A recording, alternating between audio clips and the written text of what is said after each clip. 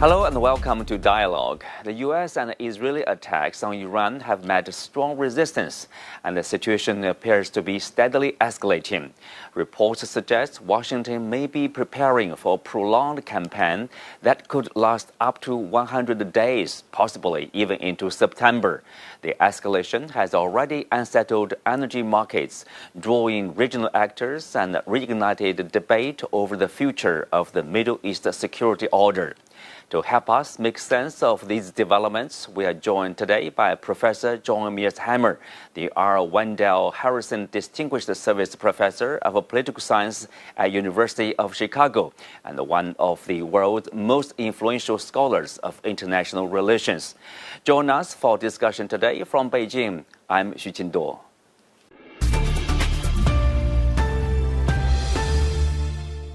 Hello, John. Professor, thank you for joining us. It's my great pleasure to be here. So, Professor, one thing controversial about the war is its purpose, or justification.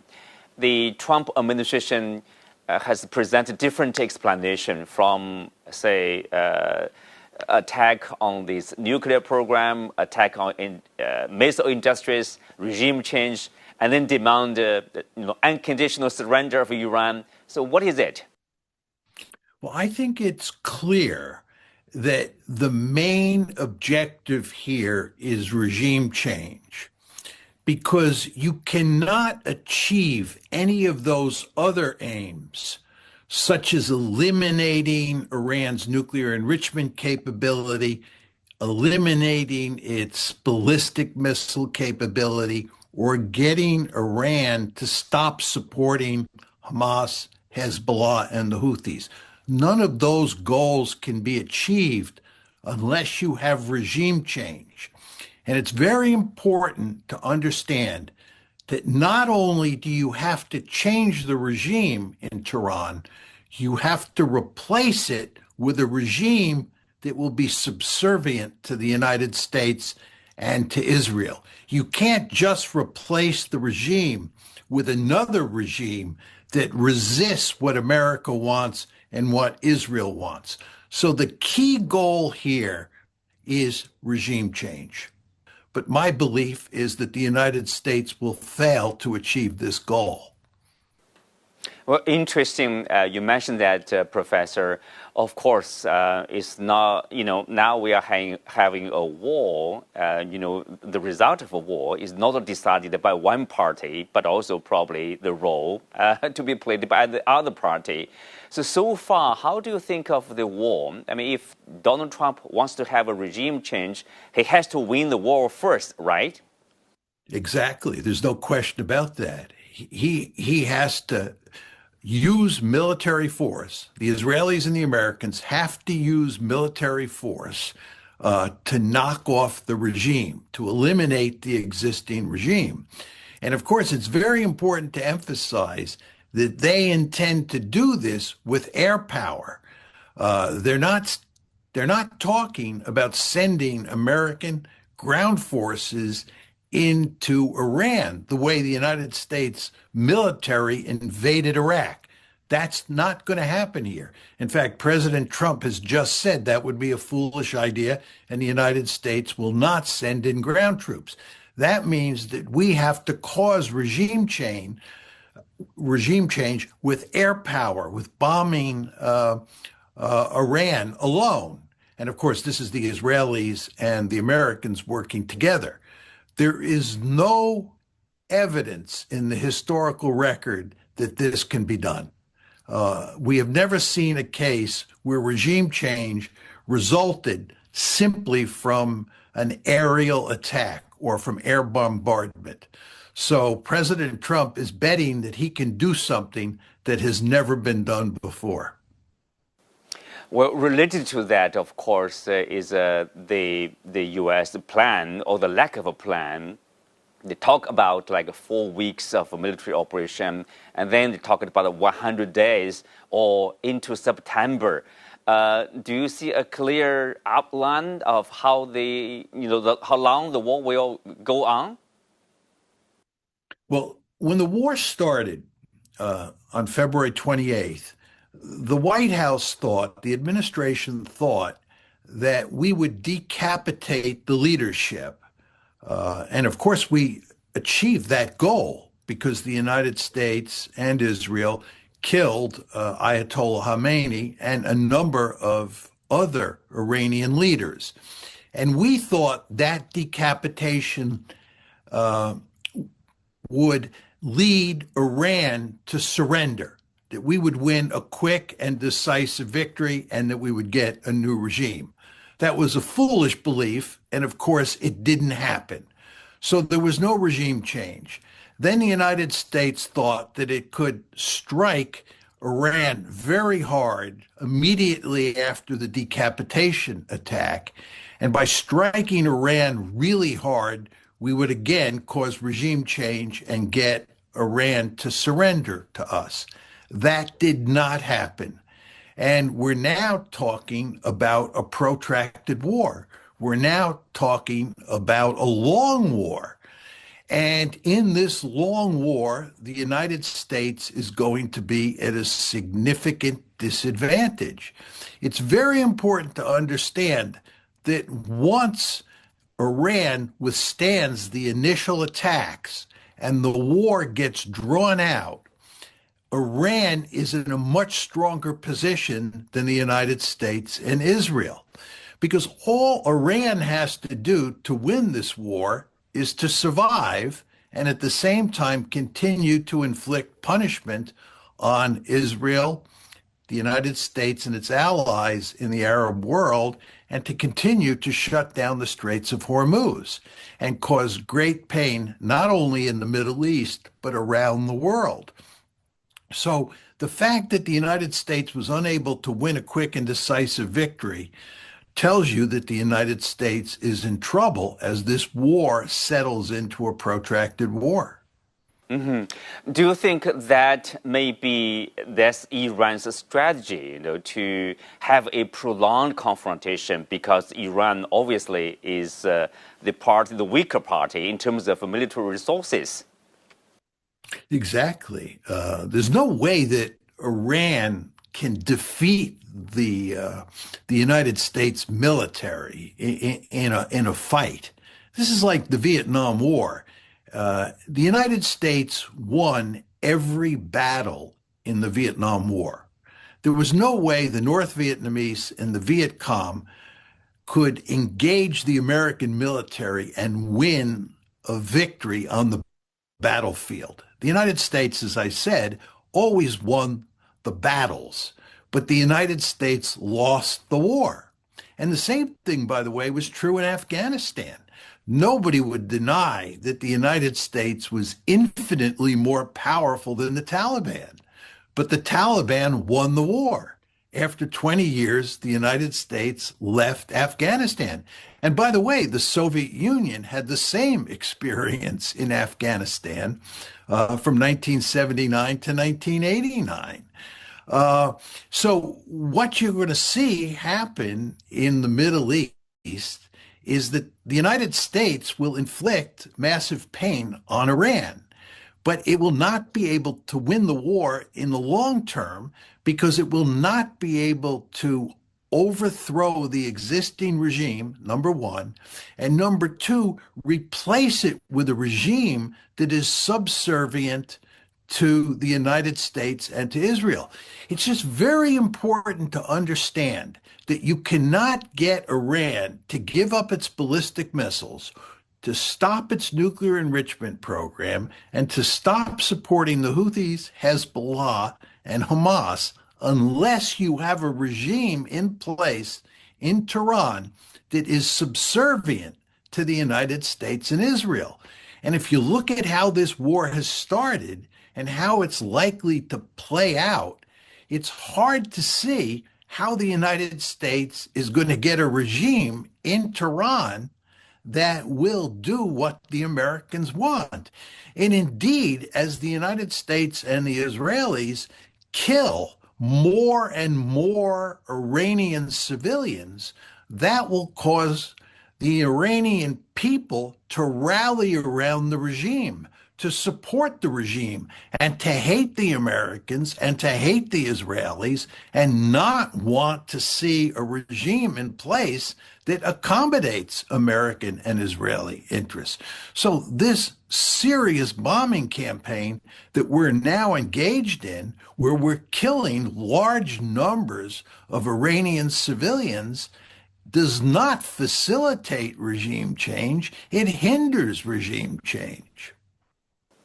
Interesting there.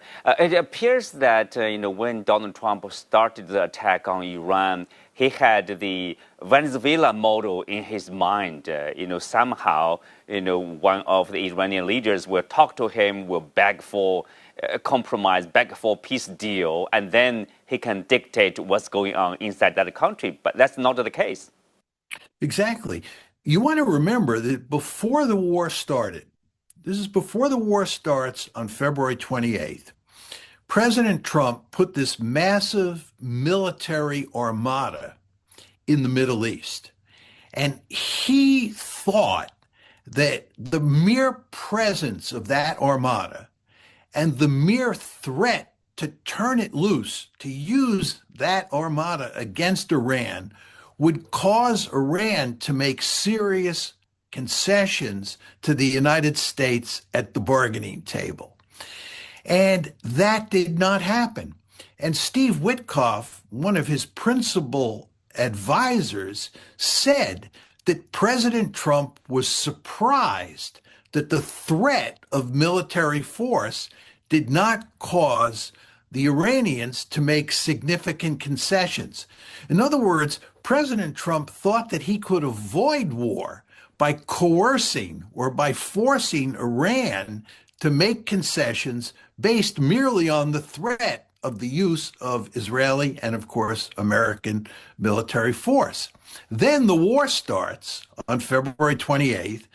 And as I said before, the United States pursues a decapitation strategy. And when we kill Ayatollah Khamenei and a number of other leaders, we think this is going to cause the Iranians to quit, to concede defeat to the United States. Of course, that doesn't happen. And now we're watching the war go on, and it's turning into a protracted war. And you see people like Secretary of Defense, or he calls himself the Secretary of War, Pete Hegseth, bragging that the United States is in the driver's seat and that we're going to win this war and that we're slamming the Iranians and they can't do anything to us and so forth and so on. But this is not true. If you look carefully at what's happening in this war, the Iranians are actually holding up quite well. And furthermore, they're inflicting quite a bit of damage, not only on Israel, but on America's allies in the Gulf, and they have shut down the Straits of Hormuz. So the Iranians are doing quite well for themselves. Again, I want to be clear, Iran is not going to win this war in the sense that they're going to engage in battles with the United States and defeat the Americans in a head-to-head conflict. That's not going to happen. But what the Iranians are going to do is they're going to stay in the fight. They're going to continue to fight. They're going to inflict punishment on the United States and on Israel and on the whole world because of what they're doing in the Straits of Hormuz. And at the same time, inside of Iran, I think you're highly unlikely to get regime change anytime soon. Well, there are two parties, the U.S. and Israel. On one thing that is, there was at the very beginning, I think, some of the high-ranking officials in the Trump administration talked about, somehow Israel had decided to attack Iran, and that forced the U.S. into the decision to attack Iran, together with Israel. And secondly, the Israelis seems they have different goals or targets in Iran. They don't really care about what kind of a government there will be. But as long as there is a weakened Iran, as long as Iran is not a threat to Israel, that's fine. So they have different targets, different objectives here? I don't think so. Let me tell you what I think about the U.S.-Israeli relationship and how it relates to this war. First of all, this is a war for Israel. Uh, the United States has no reason to be fighting this war other than the fact that Israel has basically forced us to fight the war. Iran is not a strategic threat to the United States. There is no threat to the United States from Iran. And in fact, if Israel did not exist, the United States would have good relations with Iran. The reason the United States has bad relations with Iran is because of Israel. And Prime Minister Netanyahu, who has been in power in Israel for a long period of time, has been desperately trying to get the United States to go to war against Iran with Israel for Israel. And he finally succeeded. He got Donald Trump to go to war in a really serious way. So again, this is a war for Israel. This war is not in the American national interest. Now, you raised the issue of what are the goals that the United States has. I think that Israel's goals are America's goals. We are interested in regime change because the Israelis are interested in regime change. The Israelis are driving the train here. President Trump basically follows in the wake of Prime Minister Netanyahu. I know that it's very difficult for most Chinese and most foreigners to believe that a country as powerful as the United States could be, in effect, subservient to Israel's interests in the Middle East. But that's just the way it works because of the power of the Israel lobby in the United States. So again, this is a war for Israel, and the United States is pursuing the same goals that Israel has insisted on, and that is regime change. My third point is, and your comments hinted at this, in a very important way, the Israelis are interested in more than just regime change. What they'd really like to do is break apart Iran. They'd like to do to Iran what happened to Syria. Syria was broken apart, much the way the Soviet Union was broken apart in 1991. That's what Israel would like to do. That would permanently weaken Iran, and that would be better than regime change. But the Israelis understand that that's not a goal that you want to articulate, and that's a much more difficult goal to achieve. So the focus at this point in time on the part of the Israelis, and of course the United States as well, is on regime change. But ultimately, if the Israelis could do it, they would like to get the Americans to help them break apart Iran the same way that Syria has been broken apart. See, it's very important to understand that Israel's goal in the Middle East is to make sure that every country in the region is greatly weakened. This is why the Israelis have their gun sights on Turkey as well as Iran. They want to weaken Turkey every bit as much as they want to weaken Iran. And of course, Syria has already been weakened, and all sorts of other states in the region are beholden to both the United States and Israel. If you look at Egypt and you look at Jordan, for examples, those two countries basically have little maneuver room because the United States has so much leverage over them. So what the Israelis are doing here is trying to establish a hegemonic position in the Persian Gulf. And of course, the Iranians are resisting mightily. And the Turks are fully aware. President Erdogan is fully aware of what the Israelis are doing, and he lives in fear of the Israelis, just as the Iranians do. And they live in fear of the Israelis, and ultimately the Americans as well, because the Americans and the Israelis are joined together at the hip.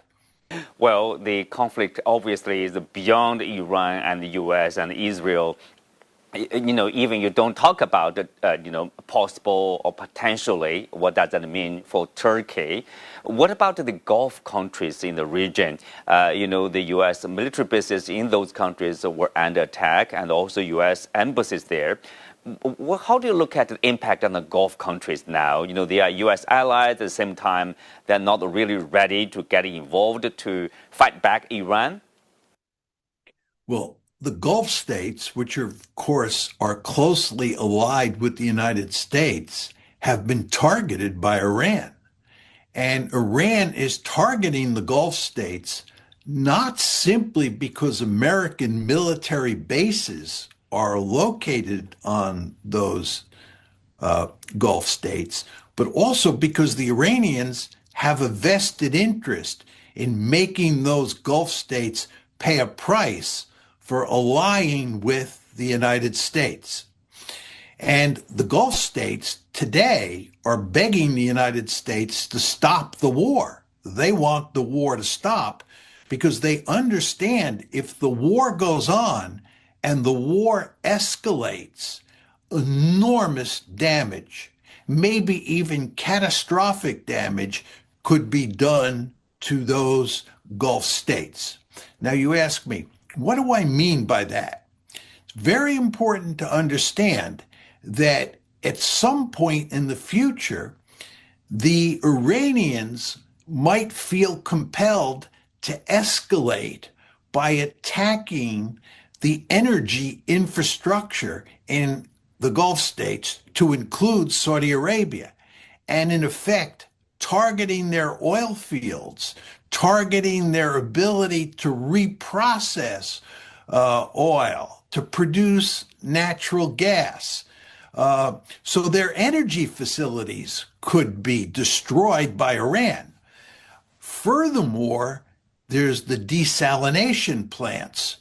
The Gulf states are heavily dependent on desalination to produce drinkable water for the population.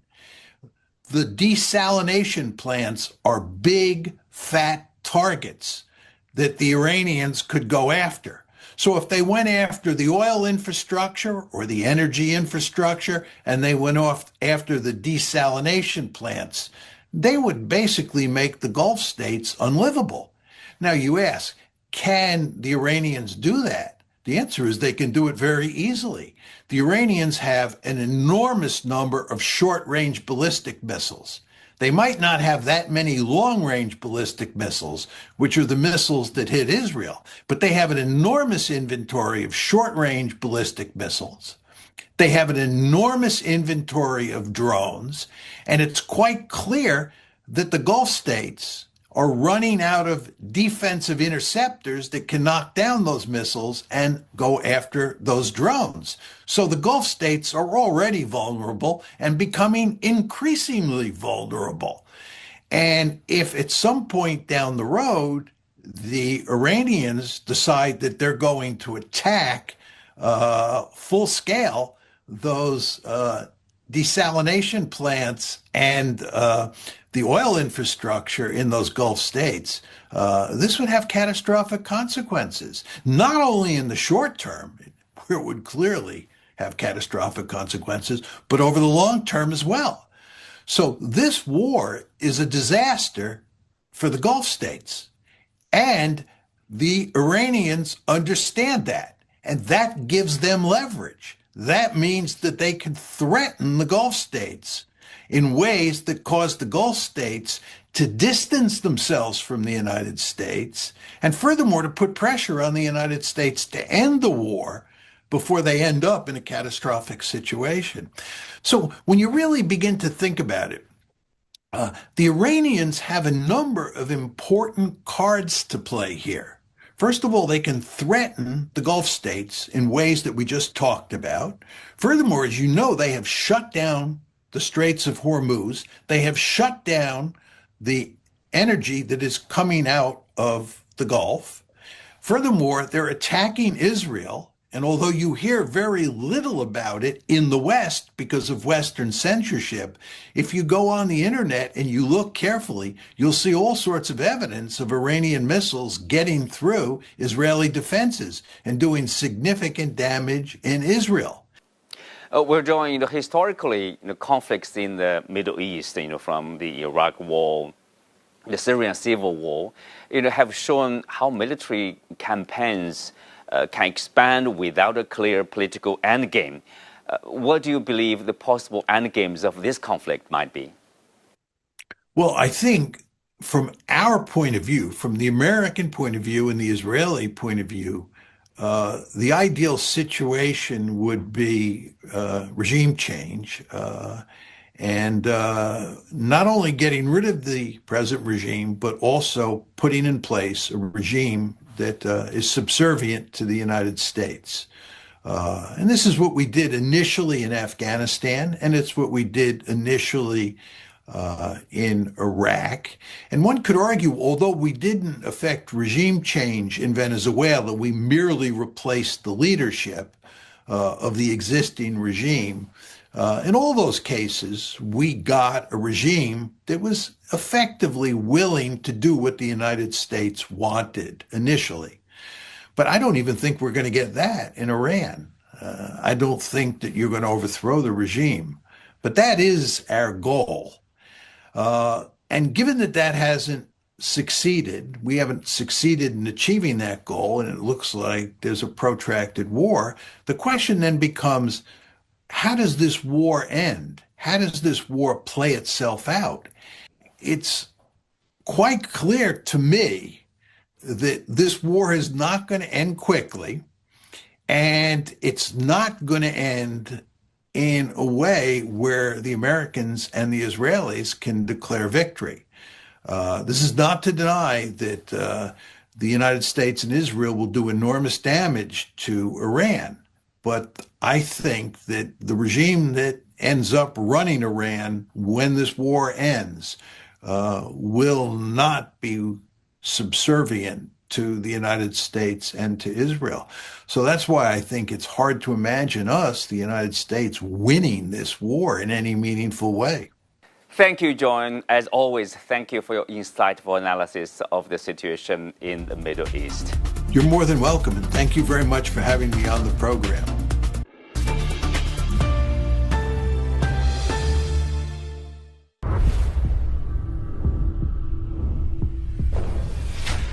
What's behind the next door?